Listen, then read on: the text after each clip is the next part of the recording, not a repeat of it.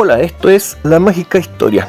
Sigamos entonces con la historia de la música popular en Estados Unidos, ¿cierto? Esta historia del jazz y del blues, y sobre todo de por qué los medios insisten majaderamente en catalogar esta música como música negra, como música afroamericana, como música perteneciente a la cultura negra. Bueno, ya hemos visto un poco lo que podría haber sido, ¿cierto?, la evolución de esta música a partir de raíces que no son negras, a partir de raíces irlandesas, entre comillas, ¿cierto?, celtas, entre comillas, folclore sureño norteamericano, e incluso algo que no lo he mencionado, no he tenido tiempo todavía de mencionarlo, que incluso también hay afinidades con la música tradicional indígena americana, pero no reminiscencias africanas. Okay. Vimos también en el video pasado un poco ahí el tema de cómo fue los primeros años de grabación, cuando se comenzó a grabar la música jazz, el blues, okay, y cómo inmediatamente se le dio un tratamiento como de música negra a toda esta cuestión. Okay. Bueno, ahora vamos a ver el porqué. Vamos a empezar a ver el porqué de este asunto. Ya hemos visto un poco, como les digo, la evolución de este tema, y ahora vamos a ver un poco el porqué. Pero este asunto la explicación de este asunto va por capas, ¿ok? Así que vamos a ver hoy día, vamos a tratar de ver las razones políticas que hay detrás de esta cuestión, pero también hay razones de tipo étnicas, culturales, ¿cierto? Por ahí en un comentario me dijeron que me pusieron, no, este tema parece que como que quieren ocultar una cultura, una etnia. Y claro que sí, tiene que ver con ese asunto, pero eso lo vamos a ver después, con la calma que se merece, ¿ok? Bueno, primero que nada yo descarto el tema económico, porque muchas veces se plantea como argumento de esta cuestión un tema simplemente de mercado, de abarcar mercados o de monopolizar algún tipo de mercado, ¿me entienden? O cualquier tipo de manipulación que se haga ahí de carácter económico. Yo descarto ese asunto porque para mí el tema económico, cuando se habla de los medios, cuando se habla del cine, cuando se habla de la televisión, cuando se habla de la música, si bien hay un movimiento en esa cuestión, no llega muy arriba. Y esto se explica en el tema de que cuando tienen que imponer un cierto tipo de música o una cierta temática en el cine, en la televisión, insisto, y que no es muy popular, no les importa a todos estos conglomerados empresariales, no les importa perder dinero, ¿ok? Eso es lo que está pasando, por ejemplo, ahora con todo el tema de la cultura woke, en donde aparecen series de televisión que no ve nadie, películas que no finalmente son un fracaso económico, pero siguen apareciendo. Por lo tanto, yo descarto de plano el tema económico, el tema de mercado en la manipulación de la cultura popular, ¿ok? Ya, bueno, para entender el tema político de esta cuestión hay que entender un poco, por lo menos cómo veo yo, esta es mi visión particular y cómo entiendo yo esta problemática y la evolución del racismo en el sur de Estados Unidos. Creo yo que hay que entender un poco esa cuestión, ¿ok? Si bien, bueno, para muchas personas aquí no hay nada que entender, el sur siempre fue racista, pero hay cosillas que son importantes, creo yo, insisto, para comprender toda esta problemática. Disculpen. Bueno, para empezar, el sur, bueno, si bien es cierto que siempre hubo un racismo, ¿cierto? Un racismo de base y bastante duro, por el hecho de que siempre hubo esclavismo en el sur, ¿cierto? Y al haber un sistema esclavista, obviamente hay un sistema, cierto, racista, que considera que hay personas que son inferiores y por lo tanto que son dignas de ser esclavizadas, ¿ok?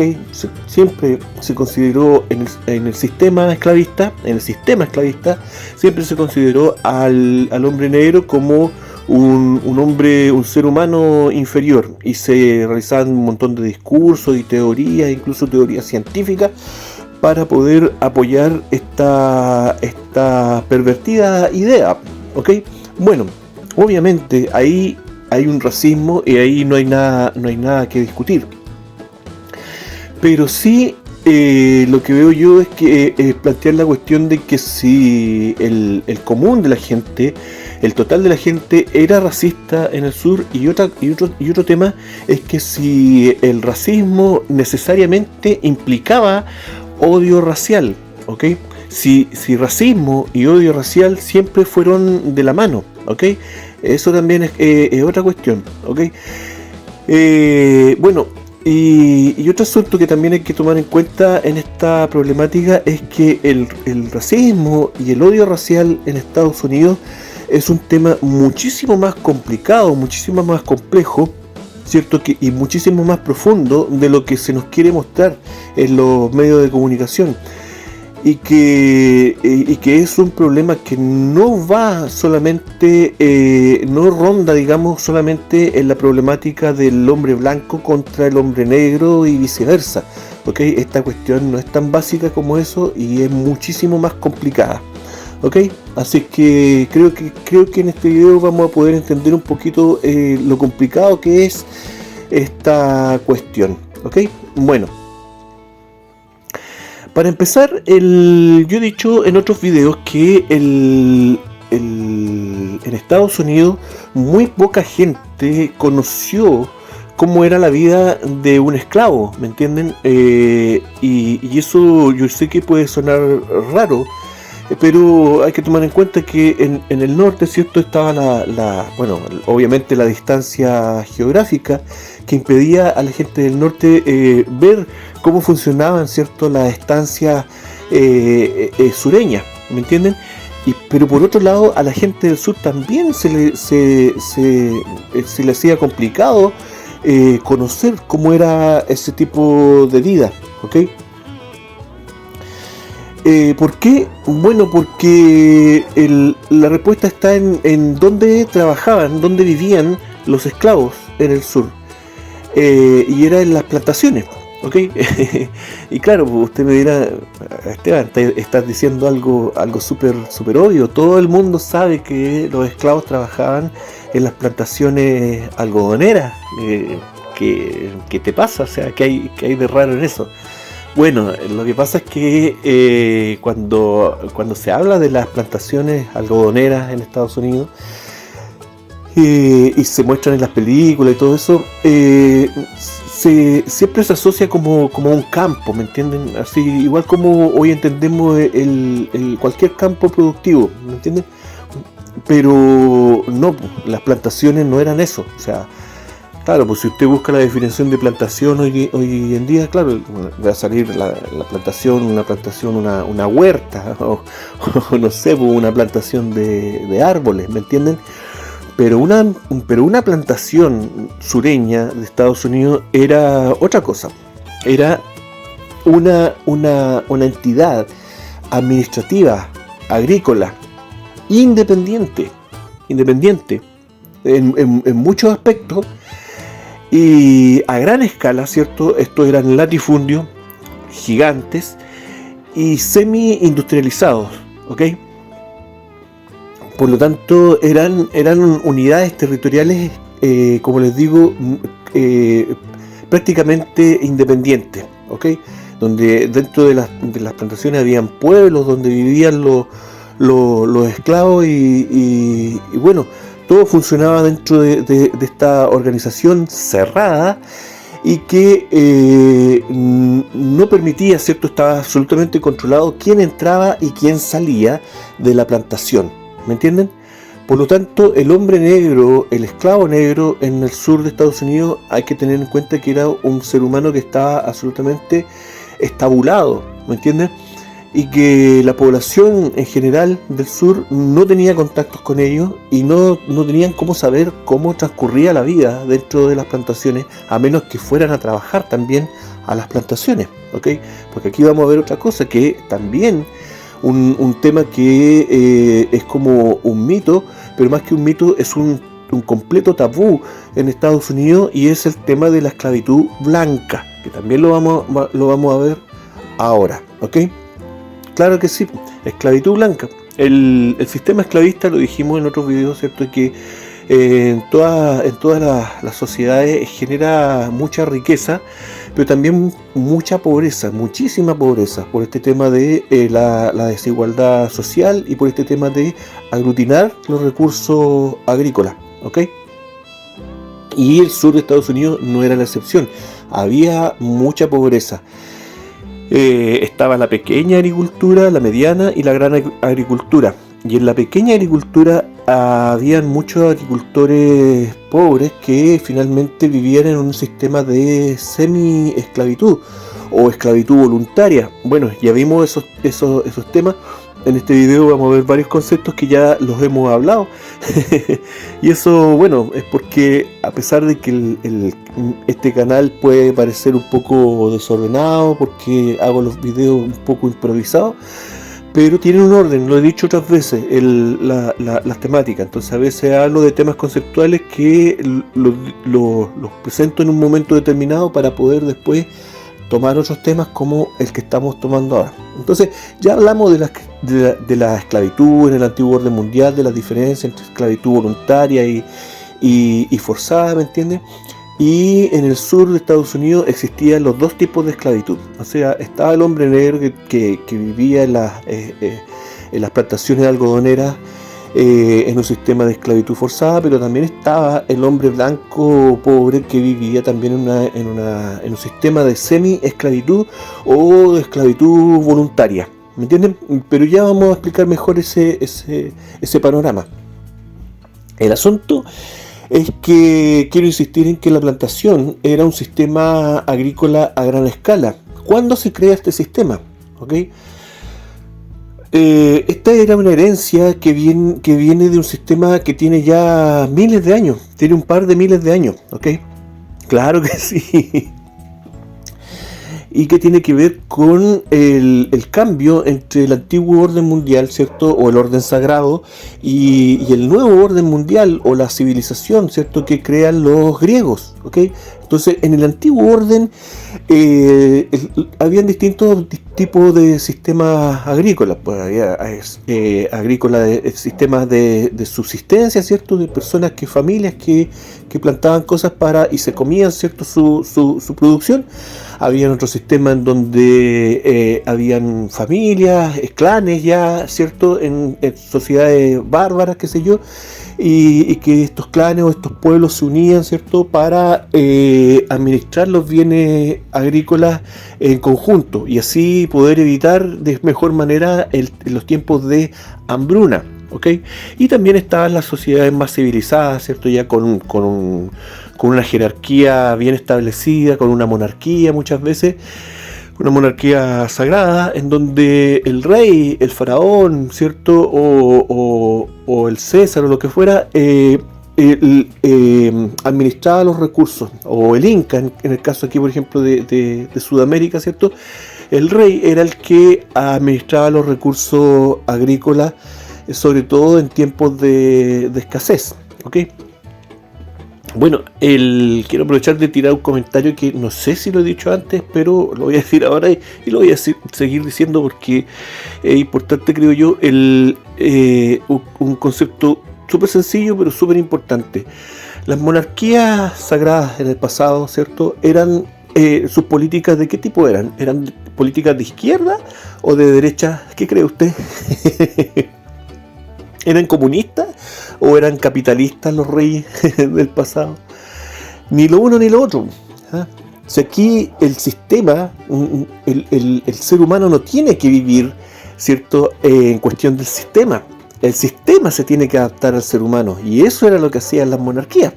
Los reyes aplicaban políticas de lo que nosotros entendemos ahora como izquierda o derecha, de acuerdo a la situación, de acuerdo a lo que se estaba viviendo y lo que fuera mejor para el reino y sobre todo para la gente, para los súbditos, ¿ok? Entonces los reyes aplicaban políticas comunistas y capitalistas según la conveniencia, y así debería ser. Bueno, pero eso solo se puede producir volviendo a las monarquías sagradas, pues mientras exista la política, mientras exista este juego de izquierda y de derecha y gente cayendo en este juego, no hay solución. Siempre va a ser el ser humano adaptándose a la política y no al revés, como debiera ser. Bueno,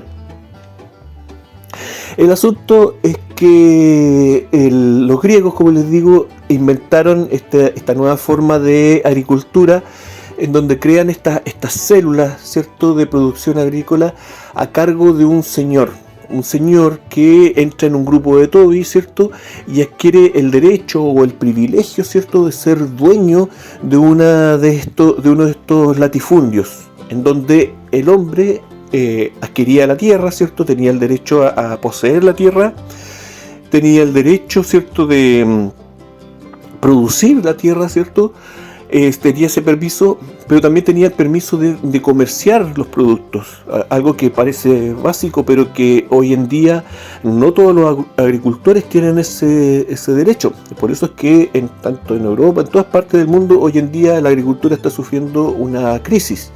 ¿Okay? Pero estos señores también tenían otro derecho, que era el derecho de una cierta ¿cómo se dice? Una cierta soberanía, ¿cierto?, autonomía de su territorio, y también un cierto derecho o privilegio sobre las personas que vivían y trabajaban dentro de su fundo. ¿Me entienden? ¿Ok? Entonces, aquí este tema no era un tema, si se dan cuenta, no era un tema de dinero, ¿cierto? No era un tema de, hasta el día de hoy, no era un tema de que, oye, yo tengo harta plata, me voy a comprar un campo y voy a explotarlo, ¿me entienden? Claro, eso tú lo puedes hacer, pero es muy distinto cuando tú, insisto, eres miembro de un club de Toby, ¿me entienden? Una orden sagrada, una logia, ¿cierto? O una pseudo religión, ¿me entienden? Y tú adquieres privilegios, ¿me entienden? Cambia mucho la cuestión, pues. Es un tema, ahí se crea un sistema de poder cerrado, ¿cierto? Oculto, secreto y heredable, ¿me entienden? Muy enquistado en la sociedad, ¿ok? Y así fue que este sistema progresó, ¿cierto? No solamente progresó, sino que fue heredado, ¿cierto? Los romanos, cada sociedad tenía después su versión del asunto. Pues los romanos tenían las villas romanas, después en la época medieval tenemos a los señores feudales, ¿cierto? Con sus feudos. Aquí mismo en América, ¿cierto?, cuando llegan los españoles, ¿cierto?, y traen el sistema de encomienda y las haciendas coloniales, ¿cierto?, que después se transforman en otro tipo de haciendas, digamos, ¿me entienden?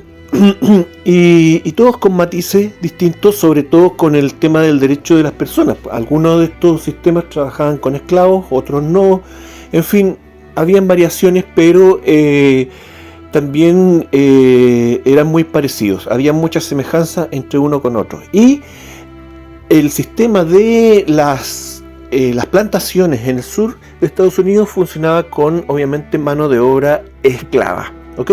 Ahora hay que aclarar también algo que no se muestra en las películas, algo que también induce a mucho error. Y es que no fueron los norteamericanos los que implantaron esta cuestión, ¿me entiendes? Esto se heredó de los ingleses, fueron los ingleses los que llegaron con el sistema de plantación y el sistema esclavista. Y allí también hubo varias diferencias, ¿ok? Porque hay que entender que los ingleses que utilizaban las plantaciones, que ellos tenían plantaciones en sus colonias y también tenían plantaciones dentro de las islas británicas, dentro de Inglaterra, los ingleses utilizaban también esta cuestión como una unidad de manipulación geopolítica, ¿me entienden? utilizaban las plantaciones para intervenir un territorio conquistado y sobre todo para intervenir a la gente, ¿ok? Para irla reemplazando poco a poco, para ir reemplazando al trabajo agrícola, para ir limitando los recursos agrícolas muchas veces, ¿cierto? Y para ir cambiando una población no deseada, ¿cierto? Que muchas veces era la población que vivía originalmente en un lugar, por otra población deseable, pues, ¿me entienden? E incluso se aprovechaba esta cuestión para hacer apropiación cultural y con el tiempo integrar la cultura anterior como propia, ¿me entienden? Y trabajar con con inmigrantes que, como les digo, reemplazaban a la población nativa, y no solamente reemplazaban a la población, sino que también reemplazaban su cultura. ¿Les suena parecido eso? Claro que sí, ¿cierto? Está pasando ahora acá mismo en el país y en muchos otros países, y claro, son los mismos sistemas que han empleado desde muchísimo tiempo atrás, ¿ok? Conocen muy bien las dinámicas de todos estos sistemas de reemplazo de población y de apropiación cultural. Bueno, entonces el tema es que las plantaciones, como les digo, fueron evolucionando también. Evolucionó el tema por ejemplo, de los maltratos físicos, ¿ok? Obviamente nosotros estamos bombardeados con una imagen, con un cliché del plantador, ¿cierto? Maltratando al esclavo, ¿cierto? Obligándolo a trabajar a latigazo, okay, y con capataces, obviamente el capataz blanco, ¿cierto? Pero si bien no podemos saber cómo era la realidad de una plantación, porque obviamente eran lugares cerrados, ¿cierto? Y solamente se puede elucubrar en esto y discutirlo, ¿me entienden? Pero llegar a ciencia cierta cómo era el tema no se puede. Pero sí, teniendo un poco de raciocinio, ¿cierto? Yo puedo ver que hay una diferencia, por lo menos en el tema del maltrato físico, en que el sistema inglés debió haber sido muchísimo más maltratador. ¿Por qué? Simplemente por el tema de que ellos trabajaban con mucho esclavo proveniente directamente de África. Es decir, personas libres que fueron secuestradas y llevadas a trabajar como esclavos a América, ¿ok?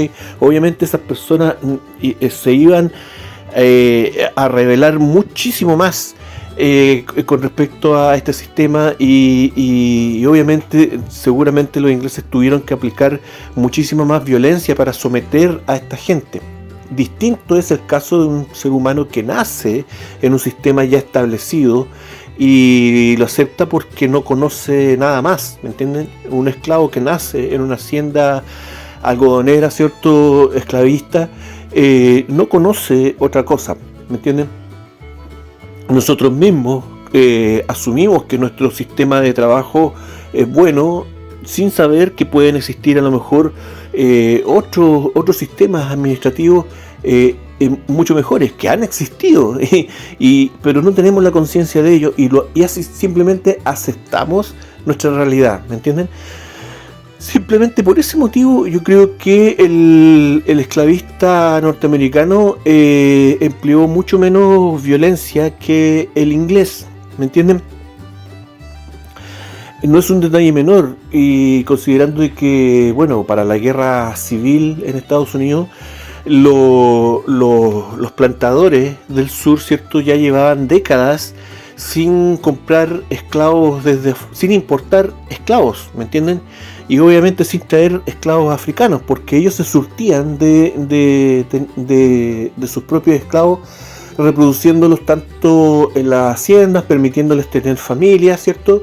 Y cuando incluso había déficit en la natalidad, ¿cierto?, que no permitía el reemplazo, crearon verdaderas granjas de esclavos, lo que se conoce como las granjas de esclavos, ¿cierto?, que eran lugares en donde se llevaban mujeres simplemente para inseminarlas, ¿me entienden?, utilizando a un esclavo como como semental, entre comillas. Lamentablemente hay que decir las cosas como son. Obviamente este es un sistema maligno, morboso, pervertido, en donde se utiliza al ser humano como se lo ve simplemente como un patrimonio, ¿cierto? Una utilidad, ¿ok? Agrícola. Pero esto traía como consecuencia de que no existían esclavos que hubieran tenido una vida libre, ¿ok? Y eso creo yo que debió en el terreno cambiar muchas cosas. Otra cosa que me llama la atención con este tema es que hay muy poco material fotográfico. Si bien hay fotografías de esclavos mostrando sus heridas, sus llagas, ¿cierto? Como producto de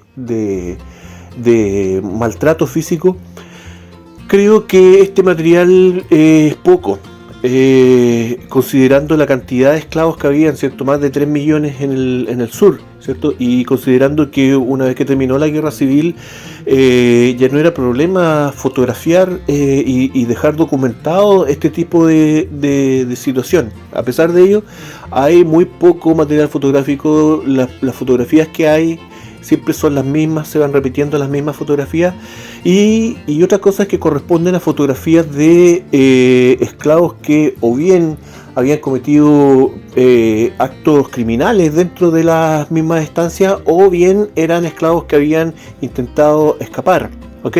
Y eso obviamente los plantadores que cuidaban su inversión, digamos, tenían que reprimirlo con un castigo ejemplar que sirviera como ejemplo a través del miedo, obviamente a través del terror a los otros esclavos, ¿cierto? Y los convenciera, ¿cierto?, de no intentar huir.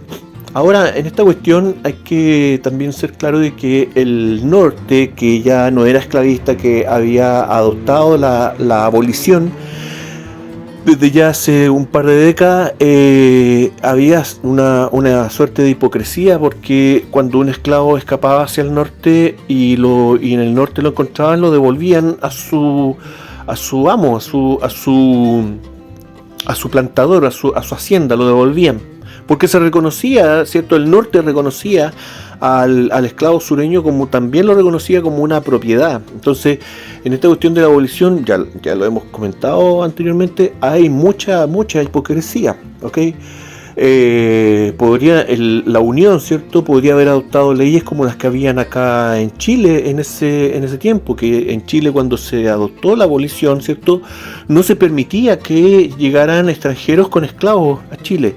Y pasado unos cuantos días, que eran, no recuerdo cuántos días eran, pero no eran muchos, esos esclavos pasaban a ser libres. Obviamente al extranjero se le informaba de esta situación y se le daba la oportunidad de devolverse o buscar una alternativa para que no perdiera ahí su inversión, digamos. Pero no había otra posibilidad. El esclavo que llegaba acá a Chile después de la abolición pasaba a ser un hombre libre. No así en los estados de la Unión, ¿cierto? Los más abolicionistas del mundo, se supone, en ese tiempo, que respetaban la propiedad del esclavista sureño. Y así el esclavo tenía que escapar o bien a Canadá, o si tenía la posibilidad de escapar, huir a otro país, tenía que hacerlo. Si no, se devolvía a su plantación. Bueno, en fin, todo esto son temas discutibles y se puede seguir hablando de esta cuestión, y como les digo, no vamos a avanzar mucho porque justamente el sistema de las plantaciones era un sistema cerrado, muy elitista, que abarcaba, que estaba presente solo en la gran agricultura y en el tramo superior de la gran agricultura, ¿me entienden? Los plantadores, que eran muy pocos hombres, pero que estaban relacionados con algunas otras familias. Por eso también en la estadística aparecen más familias asociadas al sistema esclavista, pero hombres que tuvieran estos privilegios y estos derechos, como les digo, eran muy pocos. Era la élite de la élite en el sur, era la clase gobernante. Okay. Después en otro video, ¿cierto?, vamos a aclarar ahí por qué había una diferencia tan abismal entre la clase gobernante en el sur y el hombre común. Bueno, a lo que quiero llegar es que en todo este periodo no necesariamente, insisto, debía haber en todo este sistema racista, todo el sistema esclavista, debía haber un odio racial, ¿me entienden? El hombre sureño no tenía contacto con los esclavos, por lo tanto no tenía ningún motivo, a pesar de que seguramente copiaba los discursos que se decían, los discursos racistas, perdón, que se decían con respecto a esta cuestión, también los copiaban, como en todo momento nomás. Pues aquí hoy en día también se copian muchos discursos que aparecen en la televisión y la gente común repite lo que aparece en la televisión, ¿me entienden? Pero no necesariamente, como les digo, el hombre sureño era racista o tenía resentimiento u odio hacia el hombre negro. E incluso dentro de las mismas estancias, me parece que eso tampoco era tan así. Bueno, el plantador también tenía que cumplir con algunas reglas con respecto a su esclavo. Tenía que proporcionarle cierto comida, que dicho sea de paso tampoco podía ser tan mala, porque esta gente tenía que desempeñar una tarea física importante. Y el mismo material fotográfico que hay acerca de los esclavos en las estancias también nos indica que su estado de salud, digamos, no era una cosa deplorable, ¿me entienden? Bueno, seguramente la realidad cambiaba de estancia, de plantación en plantación, pero el plantador tenía esa obligación, pues, tenía la obligación de mantener a su esclavo, ¿cierto? Tenía la obligación de darle cobijo, de darle una casa, ¿me entienden? Que hay distintas, he visto distintas calidades, ¿cierto? Hay fotografías y dibujos de verdaderas villas bien bonitas de esclavos dentro de las plantaciones. Tenían también, ¿cuánto se llama? El esclavo también tenía derecho de mantener una huerta, ¿cierto? Dentro dentro del terreno que se le concedía, ¿me entienden? Esto también nos indica que el esclavo contaba con tiempo suficiente como para cumplir sus tareas agrícolas y como para mantener su propia huerta, ¿ok? Eso dedica tiempo y eso nos indica de que si eran capaces de mantener una huerta, debían tener tiempo suficiente para hacerlo, ¿ok? Insisto, no estoy tratando de normalizar la esclavitud, ni el sistema esclavista, ni nada de eso. Lo que estoy haciendo es poner un contexto, ¿cierto? A partir de la información que se sabe, poner un contexto de lo que significaba en la esclavitud, para lo que voy a hablar después, ¿ok? Así que no se me apure, por favor, no se me irrite fácilmente. Bueno, todo este asunto, si bien no podemos saber qué tantas buenas relaciones podían haber incluso entre los mismos esclavistas y los esclavos, o qué tan malas podían ser, ¿me entienden? No sé, siempre hay que tratar ahí de sacar una línea media. Pero el tema es que sea lo que sea, como fuera el sistema, ¿cierto? O las dinámicas que se dieran en ese sentido, todo esto cambió obviamente durante la guerra civil. Ahí sí comienza el resentimiento. La guerra civil fue un tema terrible. Lo hemos dicho, ¿cierto?, en los otros videos, que tanto la gente del norte como del sur comienza a sufrir un resentimiento hacia el hombre negro. Lo culpaban por los males que llegaron con esta guerra. Y en el caso del sur, esto no terminó con la guerra, pues vino todo el periodo de la reconstrucción, que también fue un periodo muy abusivo, de mucha pobreza, un periodo de hambruna, ¿cierto? Y de hambruna compartida para la población pobre del sur y para el esclavo recién liberado, ¿me entienden? Entonces, si nos vamos a los esclavos, bueno, el esclavo pierde, ¿cierto?, esta capacidad de, si bien el hombre esclavizado es un esclavo que pierde sus derechos, pierde muchas cosas, pero en este sistema de las plantaciones también era una persona mantenida desde cierto punto de vista, ¿cierto? Obviamente hay que guardar las proporciones de lo que estamos diciendo, pero a lo que voy, me cuesta darme a entender, a lo que voy es que el esclavo liberado ya no cuenta con un lugar donde vivir, ya no cuenta con un trabajo para poder vivir, ya no cuenta con la posibilidad de plantar una huerta para poder comerciar o alimentarse, él y su familia, y cae en la indigencia, ¿ok? A consecuencia de esto se sufre un éxodo masivo de negros hacia el norte, ya lo comentamos anteriormente, pero esto no duró mucho y los negros se devuelven finalmente, después de un par de años, se devuelven al sur, los que habían emigrado, digamos, y hasta el día de hoy, ¿cierto? La población negra en Estados Unidos está concentrada en los estados esclavistas, en los estados confederados.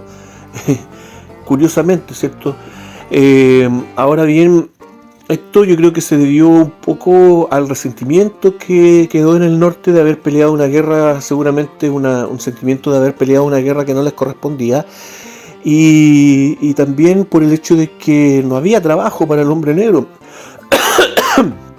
El esclavo negro solo sabía trabajar en el campo y tenía también un trabajo especializado con un solo tipo de cultivo, que era el algodón o el tabaco, y nada más. No habían oportunidades para el hombre negro en el norte, ¿ok? Muchos de ellos también se quedaron en el sur y se quedaron a mendigar o derechamente a delinquir. Y aquí hubo un problema, ¿cierto? Porque muchos de ellos durante la guerra y después de la guerra también adquirieron armas y se formaron verdaderos pandillas y mafias que se unían también a población pobre sureña, ¿cierto?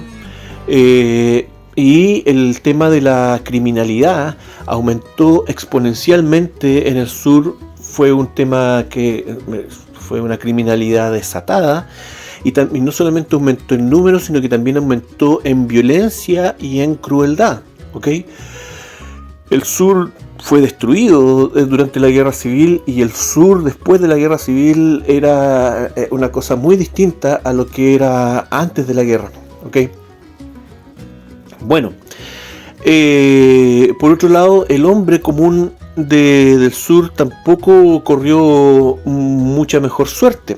Como les decíamos, el pequeño agricultor del sur siempre fue un hombre pobre, muy pobre, y en este caso del periodo de la reconstrucción o de la posguerra se dio el caso de dos tipos de personajes de la pequeña agricultura.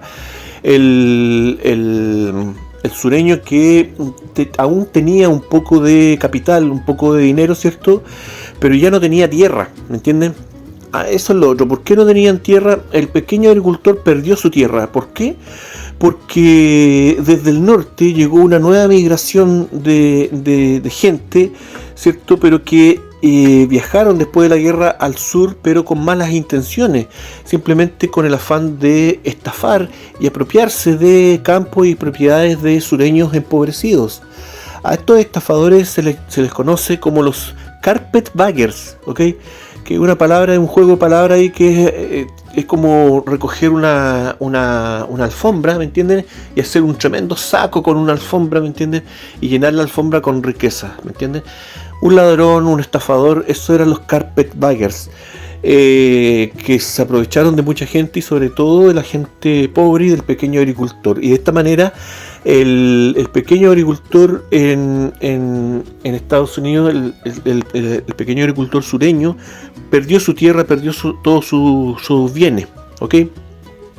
Entonces, como les digo, aquí hubo una diferencia entre los que quedaron con algo de capital y esas personas que ya no tenían tierra tuvieron que entrar en un sistema de arrendamiento. Se transformaron en lo que se conoce como los arrendadores, es decir, campesinos empobrecidos pero que tenían un capital, como les digo, para arrendar una tierra y trabajarla. Obviamente las ganancias agrícolas eran pocas y se gastaban su capital en arrendar esta cuestión. Eso incrementaba los gastos y dependían mucho de que la cosecha no se perdiera. Si había cualquier tipo de desmadre con la cosecha, ese campesino inmediatamente pasaba al escalón más bajo de la sociedad sureña, que era ya el aparcero, ¿ok? Que era ya el campesino más pobre, que no tenía tierra y tampoco tenía dinero, y que simplemente tenía su fuerza física para llegar a un trato con algún estanciero mayor, ¿ok? Y que le facilitaba una choza, una casa, y un pedazo de tierra para poder sembrar una chacrita. ¿Me entienden? Algo no muy distinto si se fijan al sistema de los esclavos negros. Y a cambio, ¿cierto? A cambio de trabajo, pues trabajo forzado. Estamos hablando de un sistema de semi-esclavitud o de esclavitud voluntaria, ¿me entienden? O usted me dirá, sí, pues Esteban, pero sea como sea, aunque sea gente pobre, el hecho de que son personas libres lo cambia todo, y es muy distinto, ¿cierto? Es muy distinto vivir bajo esclavitud y a ser pobre, pero una persona libre. Ellos se podían ir cuando quisieran. Bueno, eso no es tan así. No es tan así porque el sistema estaba creado para ir endeudando a estas personas poco a poco, pagando ciertos arriendos cada vez mayores, y incluso impidiéndoles tener dinero. No se les pagaba con dinero, se les pagaba con alimentos que tenían que canjear en almacenes y supermercados que quedaban dentro de las mismas estancias. ¿Okay? Entonces ese tema de que estas personas eran libres de irse cuando quisieran es muy, muy cuestionable. Para mí es simplemente esclavitud disfrazada, ¿me entienden? Muy parecido también al tema del que conocemos nosotros en Chile, del tema de los trabajadores de la fábrica de las salitreras, ¿cierto? Muy parecido, que tampoco les pagaban con dinero, les pagaban con fichas, y que también tenían que comprar en locales dentro de las mismas salitreras. Ok. Bueno, todos estos temas son discutibles y todo va a depender del punto de vista de cada uno y de la moralidad que se le aplique a estos temas, ¿ok? Pero el asunto es que todo esto también va creando un resentimiento racial, ¿cierto? Tanto de los negros hacia los blancos como de los blancos hacia los negros. Había cambiado el ambiente en el sur, ¿me entienden? El sur seguía siendo racista. Y en cierto sentido a lo mejor menos racista, porque ya no estaba la esclavitud negra. El hombre pobre se mezclaba con el hombre pobre blanco se mezclaba con el hombre pobre negro, realizando las mismas tareas en las mismas condiciones deplorables, muchas veces mucho peores que las que tenían, insisto, el trabajador agrícola pobre anterior a la guerra. En fin, como les digo, es discutible esta cuestión, pues esto va a depender de la mirada de cada uno. Pero insisto en que todo esto acarreó un tema de resentimiento social. Ahora bien, en el periodo de la reconstrucción, ¿cierto? Hay que entender de que el sur, ¿cierto? Si lo consideramos como un país distinto, quedó bajo un sistema de invasión, pues, ¿cierto? Quedó controlado por el ejército federal, el ejército de la Unión, que eran los que posterior a la guerra quedaron con la responsabilidad de mantener el orden y la seguridad en el sur, ¿ok? Entonces entenderán ustedes que dejarle esa tarea al ejército invasor, que había sido enemigo de los confederados, de los sureños, es cuestionable también, pues. O sea, que tenemos que estarle cuidando los intereses aquí y la vida a estas personas que eran nuestros enemigos. Por culpa de ellos a lo mejor murió un pariente, un amigo tuyo, tú mismo a lo mejor fuiste herido durante la guerra, qué sé yo. Había un resentimiento, obviamente, y muchas veces el ejército federal no cumplía con esta tarea de mantener el orden y la seguridad, y simplemente se encogían de hombro o miraban hacia otro lado frente a la criminalidad que iba en aumento. Y esto solamente empeoraba el tema, pues esta impunidad en la que estaban trabajando los delincuentes aumentaba el asunto. Un poco esta situación la podemos ver también acá mismo en Chile, ¿cierto? En donde los últimos años la criminalidad, si bien no llega a los niveles que tienen otros países sudamericanos, pero para nosotros la criminalidad se ha duplicado, ¿entienden? Entonces la gente ya comienza a percibir algo que es evidente, y también comienza la gente a percibir de que hay una cierta indolencia en un gobierno que también mira hacia otro lado, le interesan más los derechos del delincuente que el de la víctima, entorpecen muchas veces a la policía, en fin, etcétera, etcétera, etcétera. Casi como tener al enemigo a cargo del orden y la seguridad.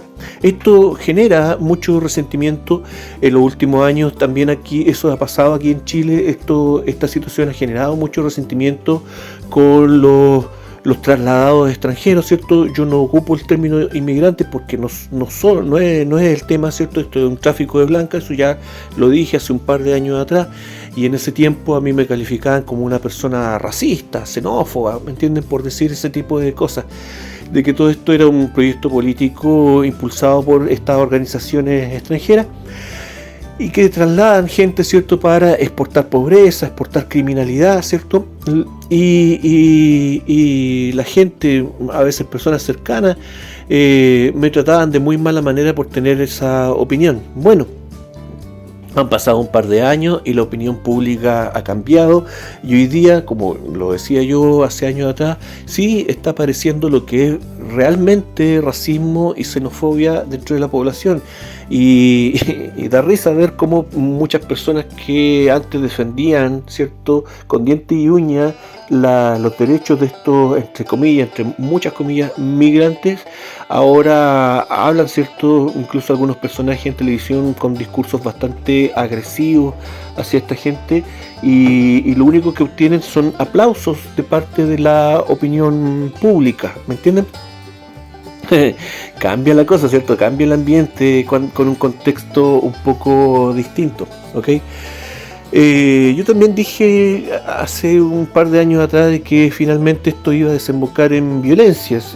Va a llegar el momento en que parte de la población, ¿cierto?, nacional va a llegar a la violencia en contra de esta población extranjera.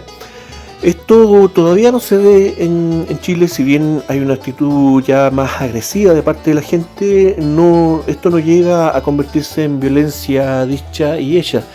Pero me topé con algunas noticias de Perú, que vive una situación parecida, pero que en ese país sí han aparecido grupos de sicarios que asesinan a gente extranjera, sobre todo obviamente a criminales, ¿cierto?, a asesinos, a secuestradores, a estafadores, y que aparecen asesinados por estos grupos, y estos grupos tienen al parecer bastante popularidad entre la gente, y la opinión pública los apoya, independiente de que esto también es un crimen, y que es un crimen que se puede prestar para ejecutar a gente inocente, ¿ok?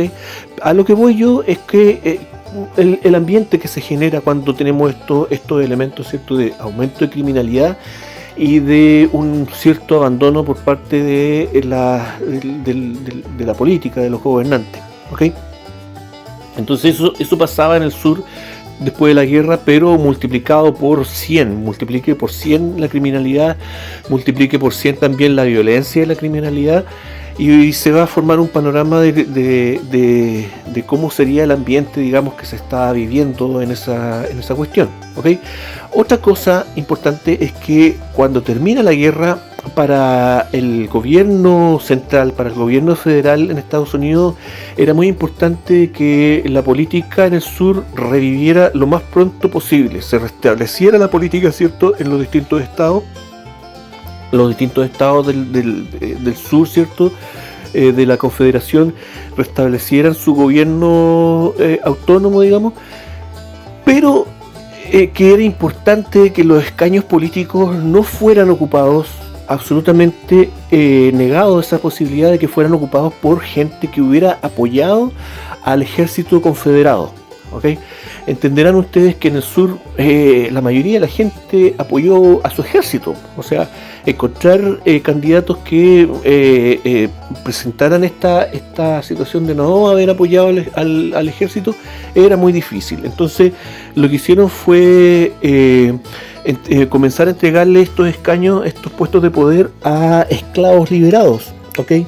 Esto dio pie también a situaciones muy chistosas, pues, de gente con nada de educación, de escolaridad, nada de preparación, y que de repente se veían instalados en un puesto de poder. Esto me recuerda, para hacer un paralelo también, a lo que pasó acá en Chile con el tema de los procesos constituyentes, ¿cierto? Sobre todo el primero, en donde muchos constituyentes eran personas muy populares, a veces con poca educación, y que dieron pie a situaciones muy chistosas, pues constituyentes borrachos, constituyentes disfrazados, constituyentes que no sabían hablar o hablaban a punta de garabatos, constituyentes que aparecieron en sesiones desde el baño, ¿cierto? Duchándose, qué sé yo, todo ese tipo de cosas. Y en ese tiempo de la reconstrucción, con este tema de los negros liberados ocupando puestos políticos, también se dieron muchas situaciones chistosas, ¿ok? Pero aún así no se podían rellenar todos los puestos con este tipo de gente. Y el gobierno federal echó mano a los otros personajes que ya los habíamos mencionado, ¿cierto? Los Scalawag, que dijimos que los íbamos a volver a retomar, ¿cierto? Claro que sí. Echaron manos a los Scalawag para rellenar los otros puestos. Si es que no se acuerdan, ¿cierto? Los Scalawag eran estos terroristas, ¿cierto? Que armaron ciertas guerrillas durante la guerra civil, pero terroristas sureños que aprovecharon el caos que había en el sur para comenzar a robar, a saquear, a violar, a asesinar, ¿me entienden? Y en el proceso también liberaron a esclavos negros, los armaron y los obligaron o los invitaron a formar parte de sus filas, ¿ok? A esos personajes se los ocupó también para rellenar estos espacios de poder. Obviamente esto generó mucha desconfianza, muchos resquemores, habían criminales, habían asesinos ahora ocupando puestos de honorables, ¿me entienden?, dentro de los estados sureños. Esto dio como reacción que la clase gobernante del sur, ¿cierto?, esta élite agrícola, estos plantadores, ¿cierto?, y sus colaboradores, sus allegados, esta élite, esta gente de otro tipo, ¿me entienden?, se pusieran de acuerdo, ¿cierto?, hicieran a un lado sus rencillas y comenzaran a formar grupos secretos, órdenes secretas, logias secretas, ¿me entienden?, para retomar el poder en el sur y para evitar que el hombre negro fuera tomando poder y fuera ascendiendo en la escala social, ¿me entienden? Entonces formaron distintas logias y órdenes con nombres súper bien rimbombantes, ¿me entienden? La orden secreta de los caballeros dorados de la estrella de la mañana divina de los caballeros rubios, por decir una cosa. Están bien identificados ahora, sí, están bien documentados, y bueno, y se sabe que hicieron mucho boicot. Fue todo esto adoptar una política muy mafiosa, en donde manipulaban las elecciones, ¿cierto?, con bastante violencia. Se dieron casos de matanzas en concentraciones y en meetings políticos, matanzas en donde la mayoría de los muertos eran hombres de color, hombres negros, ¿cierto? Y esto obviamente es muy publicitado en esta historia de la reconstrucción, y se asocia como al hombre. El problema es que se asocia al hombre blanco con toda esta corrupción política, ¿me entienden? Y no era así. Esto era un movimiento y un tema que era derechamente de odio racial, pero que tenía que ver con, insisto, con esta élite, con esta clase gobernante. El hombre común del sur tenía sus problemas, ya lo vimos: empobrecimiento, criminalidad, el hombre sureño estaba tratando de sobrevivir después de la guerra, nada más, ¿ok? Entonces, este odio racial, si bien había un resentimiento, creo yo, en generalizado en las personas, pero no como política, ¿me entienden? Bueno, este asunto del aumento de la criminalidad y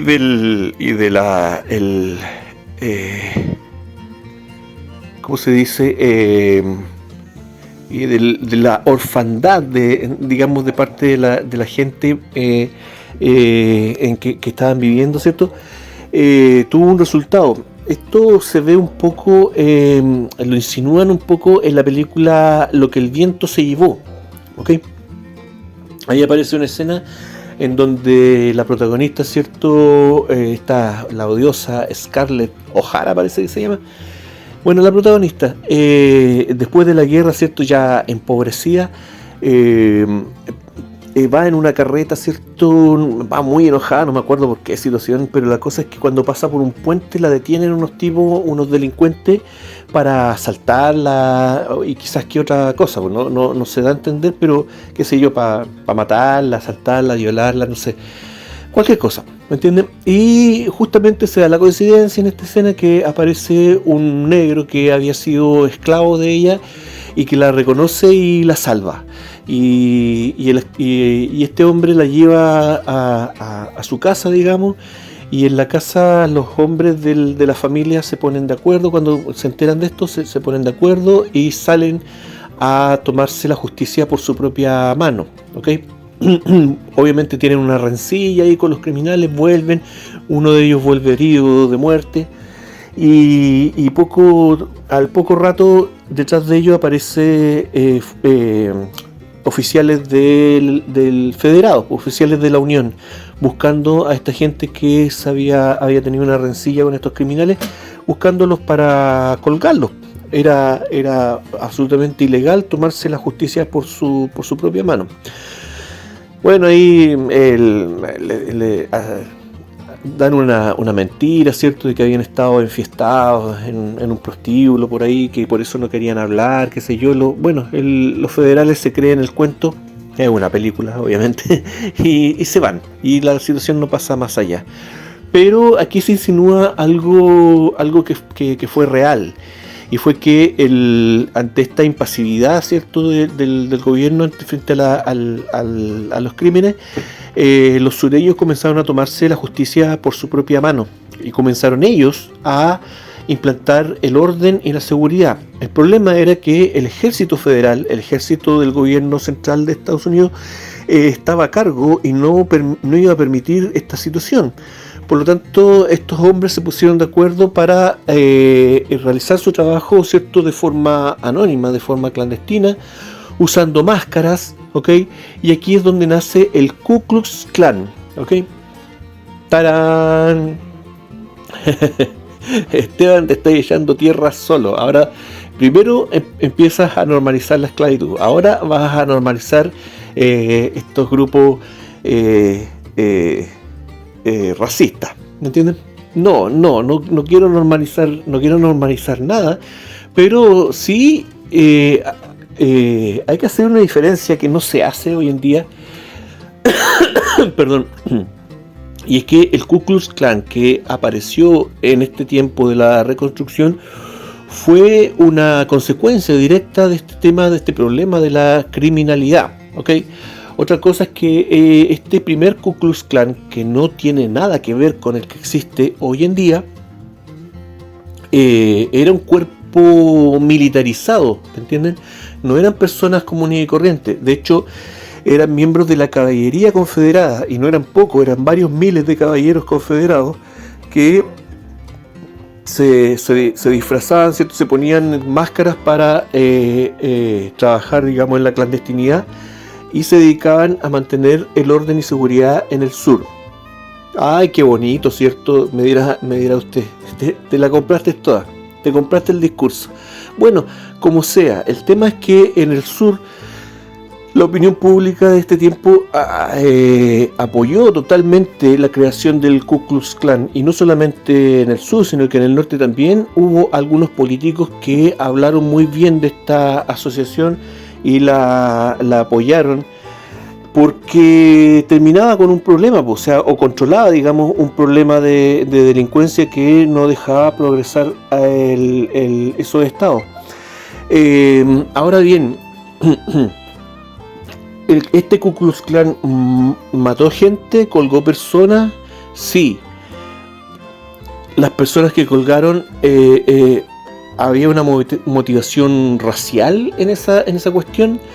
No lo sé.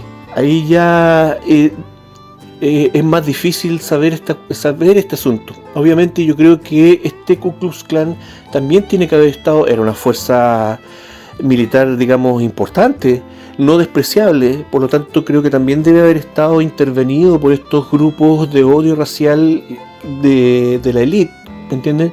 Que también tienen que haber aprovechado este grupo para eliminar gente por razones políticas más que por razones de seguridad, ¿me entienden? Y seguramente se ejecutaron ahí algunos personajes negros que a lo mejor eran candidatos como para ascender en la política, ¿okay? Pero en términos generales me parece que esta organización se mantuvo en los parámetros de ser un grupo de orden y seguridad clandestino, obviamente, ilegal, obviamente, pero necesario. Eso es lo que creo yo debemos de pensar. Ahora bien, el Ku Klux Klan entregaba varios documentos donde ellos decían claramente que su misión era la de anular estos grupos criminales, y sobre todo estaban muy preocupados de desarmar a los negros, ¿okay? ¿Cómo se puede leer eso? Bueno, ahí eso va a depender de cada persona. Pero el asunto es que yo creo que en parte, en gran parte, esta situación fue así. Esta organización criminal, ¿cierto? Se mantuvo en la línea de mantener el orden y la seguridad, ¿cierto? Esa era su motivación principal. ¿Por qué pienso eso?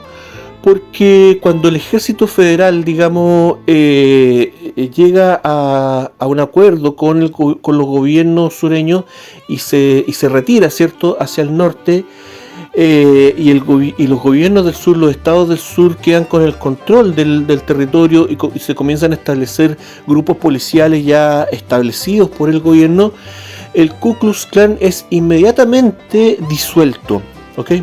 No tenía ya razón de ser, ¿ok? Y esto yo lo encuentro congruente con lo que se decía de esta gente, ¿ok?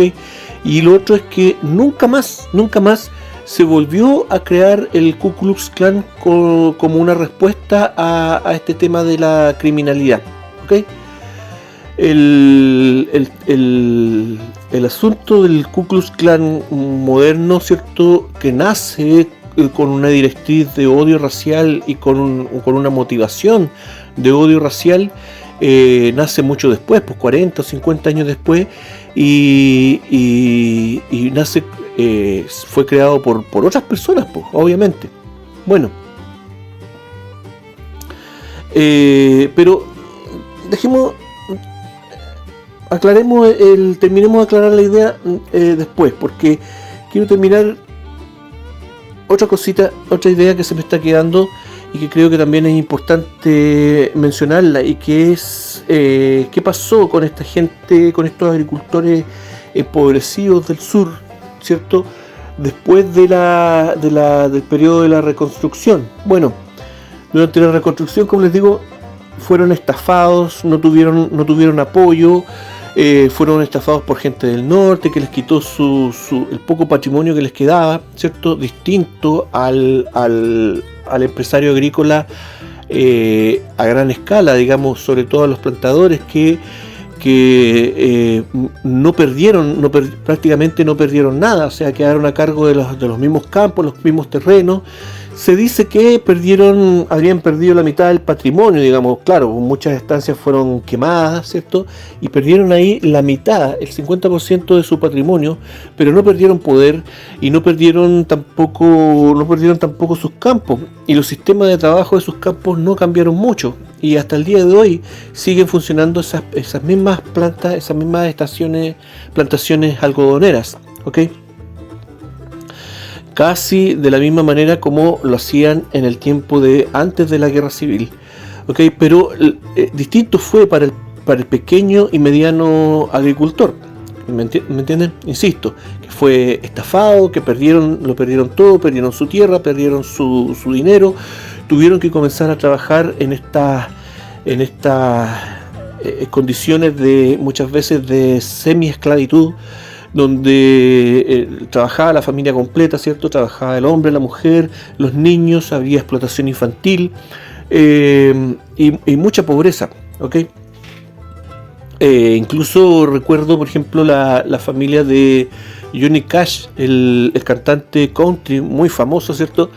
Pero que su familia era aparcera, ¿cierto? Eran miembros de estos agricultores más empobrecidos, y él, ¿cierto? Su infancia, toda su familia trabajaba en el campo. Él también desde muy niño tuvo que trabajar en el campo. Su hermano murió trabajando, ¿cierto? En un aserradero, en un accidente laboral, ¿cierto? Muy terrible.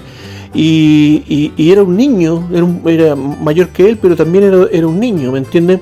Esto creo que refleja un poco cómo era la situación. Esta gente no tenía ningún plan laboral, no tenían acceso a la salud, ¿me entienden?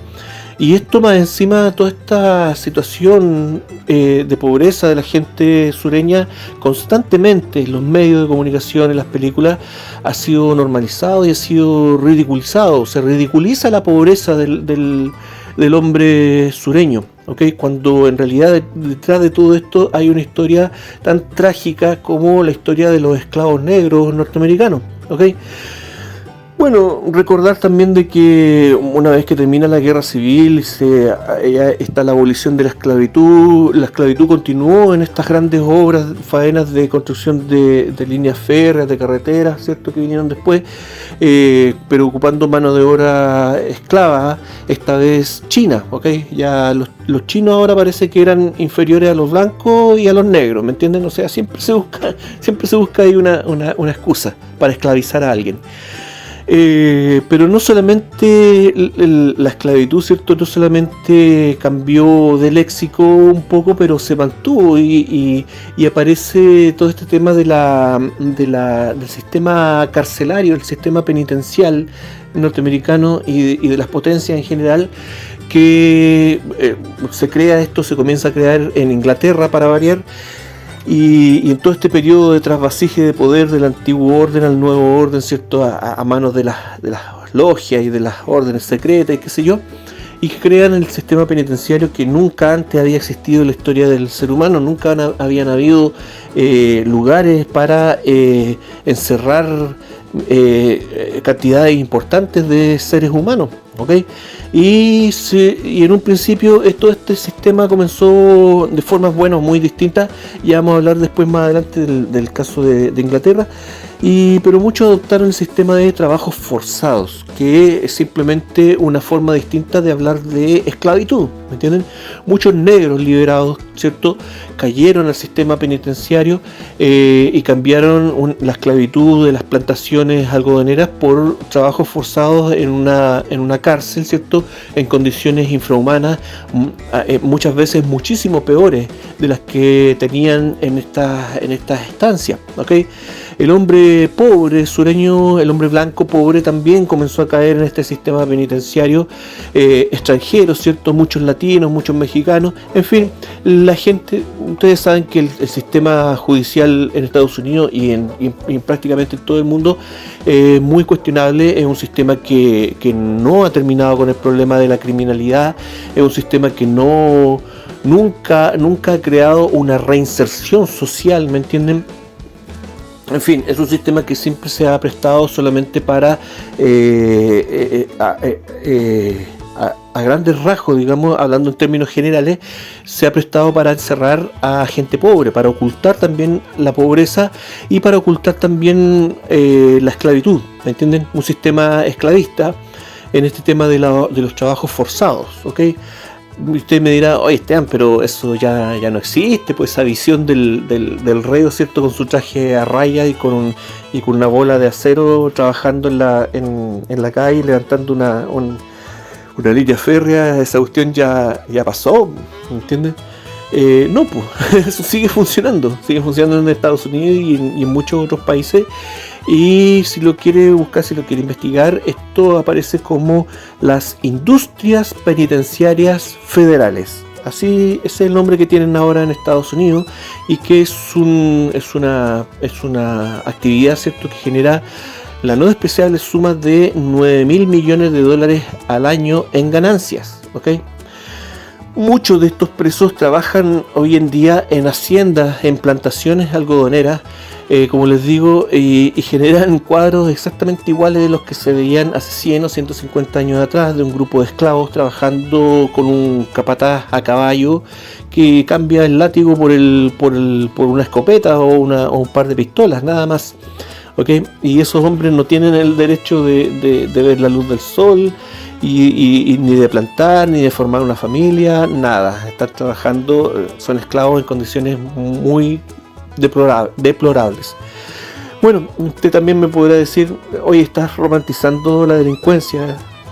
Si bien es discutible el tema de la esclavitud, por otro lado, esa gente se lo merece. Bueno, como les digo, todos estos temas son discutibles, dependen de la moralidad de cada quien, o de la perspectiva, digamos, de cada quien. Pero todos sabemos de que en caso de tener problemas con la justicia, hay una enorme diferencia entre una persona que puede pagar un abogado, o un grupo de abogados, o un buró de abogados, y una persona que no, ¿me entienden? Seguramente el que tiene mayores recursos sufrirá muchas menos consecuencias, podrá evadir muchas veces la justicia, eso es así, y muchas veces la gente que se encierra, gente pobre que se encierra, simplemente no tuvo la capacidad monetaria para defender su caso, ¿okay? El asunto es que una gran cantidad de población en Estados Unidos vive tras las rejas. Es una cantidad, no recuerdo cuál es la cantidad, cuál es el porcentaje, pero es bastante grande y bastante impresionante. Busquen el dato. Y como les digo, de esa manera se aprovecha de esconder la pobreza, y también se aprovecha de ocupar mano de obra esclava, ¿okay? Otro tipo de esclavitud que se dio después de la guerra fue también esclavitud infantil blanca, en un tema que yo no lo quería mencionar porque está asociado a muchas teorías de conspiración, pero es un tema absolutamente real, y es el asunto de los trenes de niños, o trenes de huérfanos, perdón, los trenes de huérfanos en Estados Unidos, que fue una iniciativa que nació en la iglesia metodista, ¿me entienden? En algunas personas de la iglesia metodista, ¿cierto?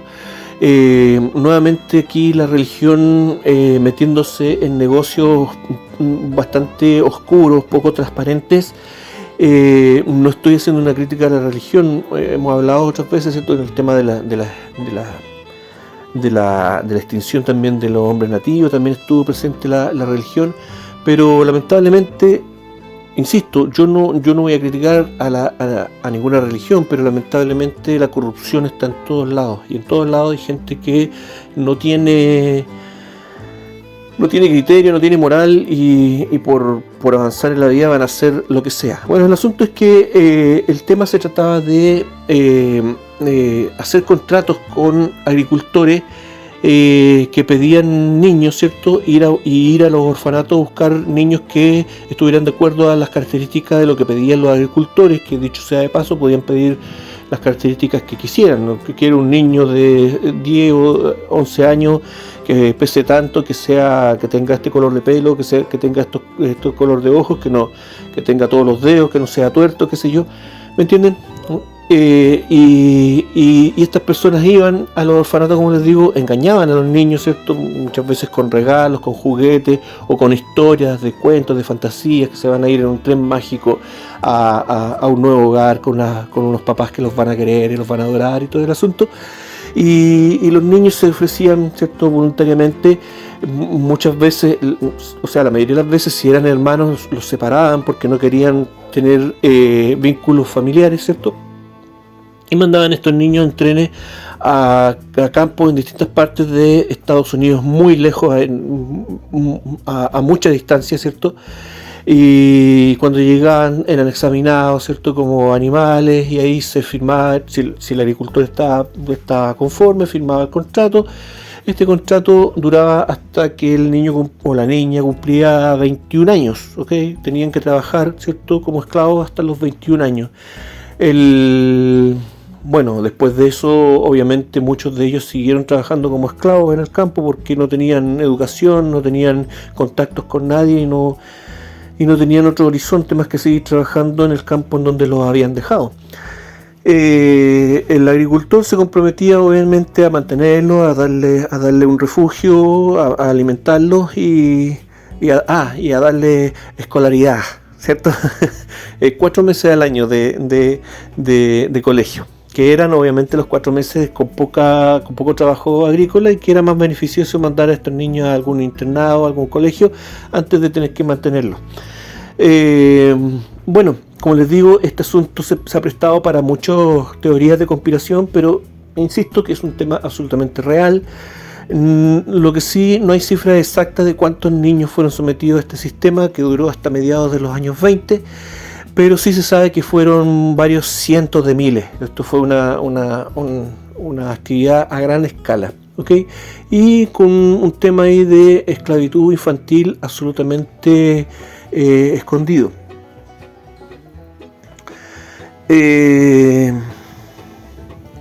Bueno, se me hizo largo el tema. Yo pensé que lo iba a poder cubrir en un solo video, pero todavía queda ahí un par de temas que tienen que ver con esta cuestión y que no quiero tomarlos tan así superficialmente. Así que lo vamos a dejar hasta aquí. Vamos a hacer una segunda parte para terminar la idea de las motivaciones políticas que hay detrás del control de la música popular en Estados Unidos, y para verlo con más tranquilidad también, porque estoy como un poco apurado para que me cuadre todo. Disculpen, bueno, ustedes saben que esto es improvisado. Así que, y después de eso vamos a ver ya otras motivaciones que hay detrás de esta cuestión. Vamos a entrar ahí en temas más oscuros y menos comprobables, pero que no dejan de ser interesantes, que son los temas ya étnicos, raciales, qué sé yo. Vamos a ver qué diferencia hay en Estados Unidos entre la población blanca, porque hay blancos al parecer, ¿cierto? Hay blancos de distintos estatus, ¿cierto? Parece que hasta llegar incluso a un grupo humano que se considera como derechamente como basura blanca. Vamos a hablar de la basura blanca, vamos a seguir hablando de la esclavitud blanca también, y de por qué de esta cuestión, ¿ok? Y bueno, esto es simplemente para entender, y vamos a ver, vamos a seguir viendo de que estos temas tienen mucho que ver con lo que está pasando hoy en día. Son las mismas técnicas que aplican estas gentes, con personas de grupos cerrados con privilegios, que se heredan estos privilegios. Y bueno, me parece que es un tema interesante. Gracias. Esto fue La Mágica Historia. Que estén todos bien. Cuídense mucho. Chao.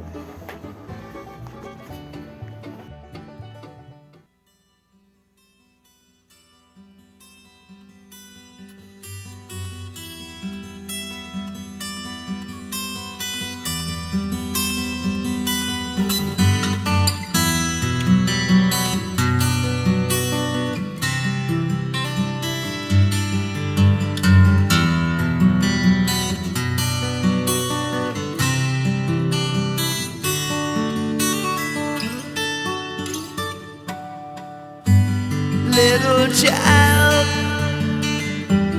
dry your crying eyes.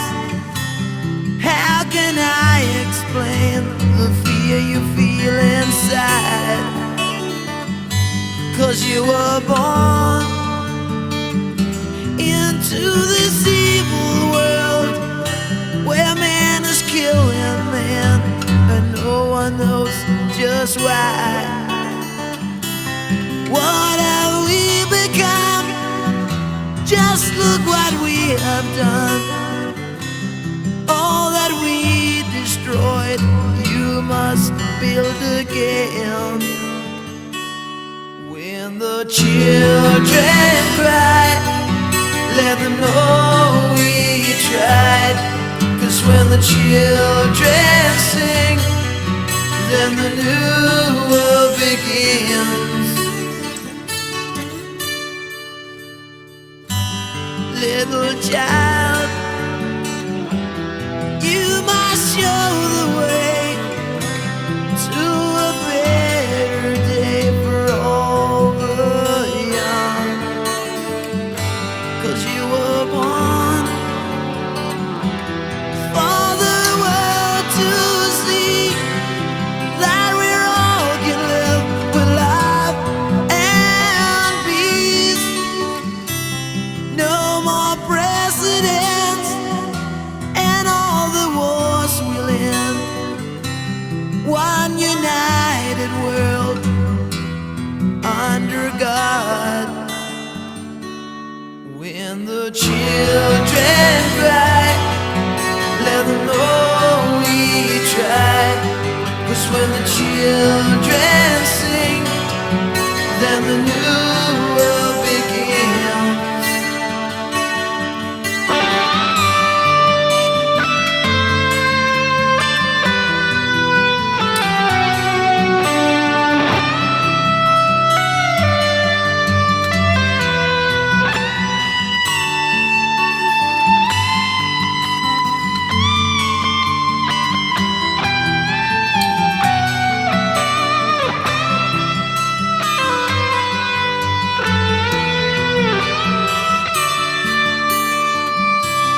What have we become?